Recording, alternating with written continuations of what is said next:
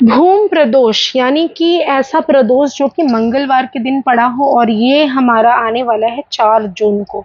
भूम प्रदोष के दिन किए जाने वाले उपाय से जिंदगी में बहुत बड़ा बदलाव आता है। ऐसे तो प्रदोष का जो दिन होता है, जो तिथि होती है, उस दिन का महत्व बहुत ही ज्यादा है। मैं क्या ही कहूँ, जिंदगी में सौभाग्य की प्राप्ति कहिए या जिंदगी में कोई भी चीज का आपको चाहिए लाइफ में और उसकी पूरी नहीं हो रही मनोकामना, तो प्रदोष काल एक ऐसा दिन होता है, ऐसा उसकी पूजा करने से, शिव जी की पूजा अगर इस दिन करें तो इतना इसमें लाभ होता है कि मैं क्या बताऊं, जितनी इसकी तारीफ करूं उतनी ही कम होती है। लेकिन आज मैं विशेष रूप से बात करने वाली हूँ भूम प्रदोष के बारे में। भूम प्रदोष यानी कि मंगल का दिन, मंगलवार का दिन जो भी प्रदोष पड़ता है उसे भूम प्रदोष कहते हैं। आज के दिन किए गए उपाय, अगर कोई जमीन संबंधित कार्य है, कोई ऐसा कार्य है जो आपका बहुत दिन से रुका हुआ है, प्रॉपर्टी से रिलेटेड कोई काम है, तो ये दिन को आप अपने हाथ से जाने बिल्कुल भी मत दीजिएगा।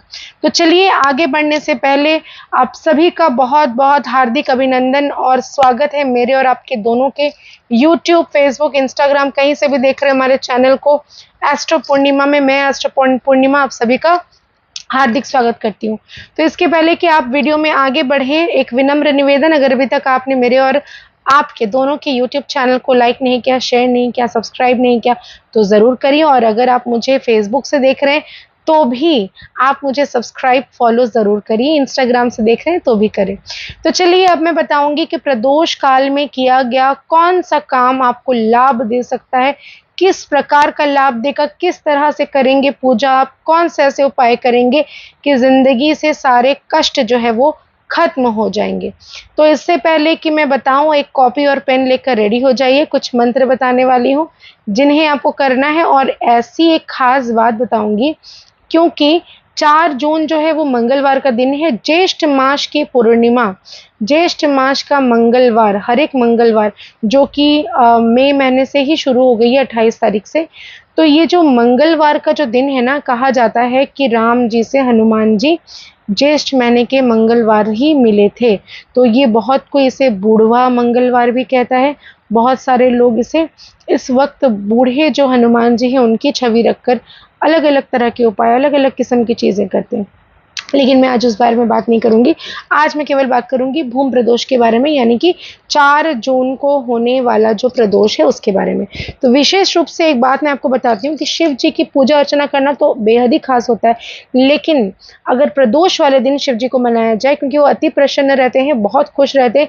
और आज के दिन संध्या के समय, प्रदोष का मतलब ही होता है शाम के वक्त किया गया कोई भी पूजा, शिवलिंग की पूजा अर्चना, उन पर चढ़ावा, उन पर अभिषेक, उनके जो भी मैं कहूँ उतना कम है।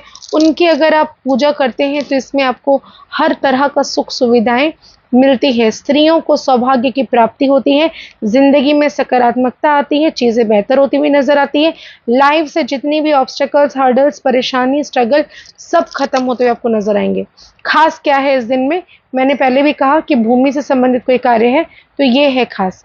किस तरह से करेंगे पूजा शिव जी की? पहली बात तो ये बताऊं, जो लोग व्रत रखते हैं प्रदोष का, बहुत अच्छी बात है, रखनी चाहिए। लेकिन अगर आप व्रत नहीं भी रख पाते हैं तो कम से कम प्रदोष वाले दिन शिवलिंग पर आपको कुछ चीजों का अभिषेक जरूर करना चाहिए, जैसे कि कच्चा दूध, उसमें थोड़ी सी दही मिला लीजिए, भांग, धतूरा, ये सब हम देंगे, चढ़ावा चढ़ाएंगे। गुलाब जल से अभिषेक करिए। अगर आपको मनी संबंधित यानी कि पैसों से संबंधित कोई अगर आपकी परेशानी है, उसको आप चाहते हैं कि जल्द से जल्द दूर हो जाए, फाइनेंशियल स्टेबिलिटी आए, तो गन्ने का रस और शहद से अभिषेक करिए शिवलिंग का। और अगर आपको डायबिटीज जैसी बीमारी है, मधुमेह जैसी बीमारी है, तो भी आप शहद से आज के दिन शिवलिंग का अभिषेक करना आपके लिए जो है वो फायदेमंद रहने वाला है। भूमि से संबंधित कोई कार्य अगर आप कर रहे हैं जो कि पूरा नहीं हो रहा है, तो आज के दिन आपको लाल चंदन से त्रिपुंड बनाना है शिवलिंग पर, इसको भी आपको करना है। ये सारी चीजें आपको किसी मंदिर में जाकर ही करनी है।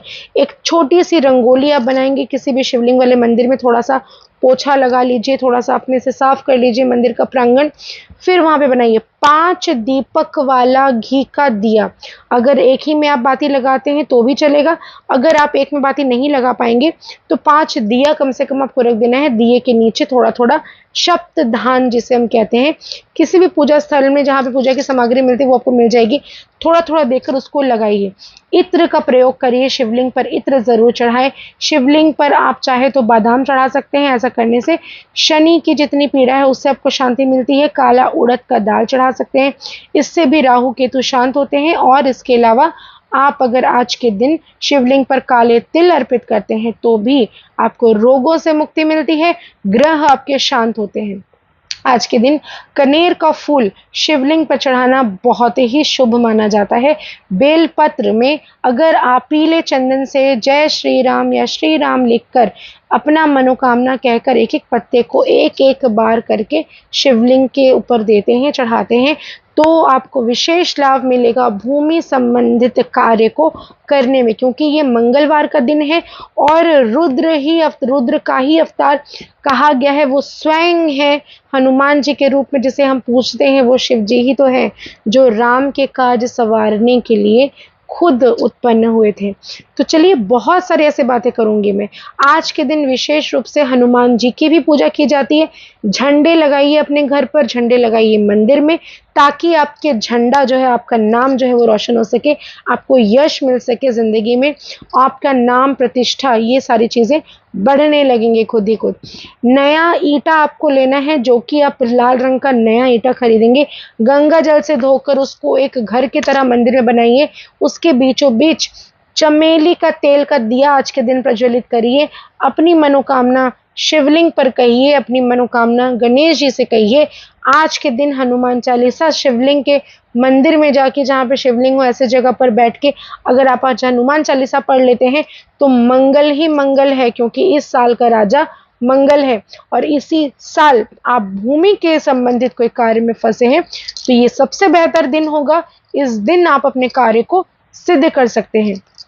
आज के दिन 5 सफेद बताशे भी आप शिवलिंग पर जरूर अर्पण करें। आज के दिन बजरंगबली के मंदिर में भी जाकर उनको सिंदूर अर्पण करें, चमेली का तेल का दीपक उनके सामने प्रज्वलित करें और 5 लड्डू कम से कम एक मटके में या फिर एक मिट्टी का कोई भी पात्र ले लीजिए, उसमें 5 लड्डू रख के अपनी मनोकामना कहकर अर्पण करके आइए। एक मिनरल वाटर का बॉटल खरीद के वहां पर रख कर चले आए। जैसे कोई उसे खाएगा या उस पानी को कोई पिएगा और उनकी प्यास बुझेगी, उनको अच्छा लगेगा, तो जिंदगी बेहतर होते हुए आपको खुद ही अपनी जिंदगी में नजर आना शुरू हो जाएगा। 4 जून की बात कर रहे हैं हम, प्रदोष काल यानी कि संध्या के समय जो भी उपाय मैंने बताए हैं उसे शाम के वक्त ही करें। ऐसा करने से जिंदगी में सकारात्मकता आती है। आशा करती हूँ मेरे वीडियोस पसंद आ रहे होंगे। ज्यादा से ज्यादा लाइक करिए, शेयर करना बिल्कुल ना भूलें और इजाजत चाहती हूँ फिलहाल के लिए। फिर इसी तरह के वीडियोस लेकर आऊंगी मैं आप सभी के सामने। तब तक के लिए बहुत बहुत धन्यवाद।